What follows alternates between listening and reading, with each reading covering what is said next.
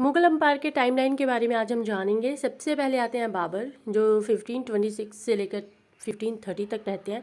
फिर उसके बाद आते हैं हुमायूं 1530 से लेकर 1540 या 1555 से लेकर 1556 तक रहते हैं। फिर अकबर आते हैं जो 1556 से लेकर 1605 तक रहते हैं। फिर जहांगीर की बारी आती है जो 1605 से लेकर 1627 तक रहते हैं। फिर शरियार डिफैक्टो रूलर कह सकते हैं इनको, जिनका टाइमलाइन होता है 1627 से लेकर 1628 तक। फिर शाहजहां आते हैं। शाहजहां का टाइमलाइन होता है 1628 से लेकर 1658। फिर औरंगजेब आते हैं। फिर उनका जो टाइमलाइन होता है वो 1658 से लेकर 1707 तक। मोहम्मद आज़म शाह जो कि आते हैं, जो ज़्यादा टाइम तक नहीं रहते, ठीक है।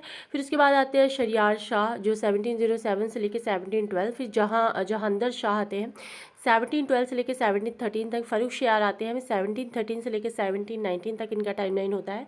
फिर रफ़ीदुद्दराज़ात आते हैं जो 1719, काफ़ी ज़्यादा टाइम ये नहीं रहते हैं। शाहजहाँ भी इसी टाइम में आते हैं, सेकंड शाहजहाँ सेकंड। फिर मोहम्मद शाह आते हैं 1709 से लेकर 1748 तक। फिर अहमद शाह बहादुर आते हैं 1748 से लेकर 1754 तक। फिर आलमगीर सेकंड आते हैं 1754 से लेकर 1759 तक रहते हैं।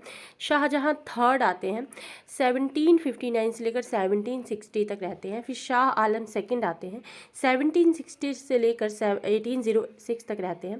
फिर जहाँ शाह फोर आते हैं 1788 के बीच में ही रहते हैं, ज़्यादा टाइम नहीं रहते। फिर अकबर सेकंड आते हैं जो 1806 से लेकर 1837 तक रहते हैं। फिर बहादुर शाह जो कि 1857 के रिवॉल्ट में भी इन्होंने पार्टिसिपेट किया था, वो 1837 से लेकर 1857 तक रहते हैं। Thank you so much, thanks for watching.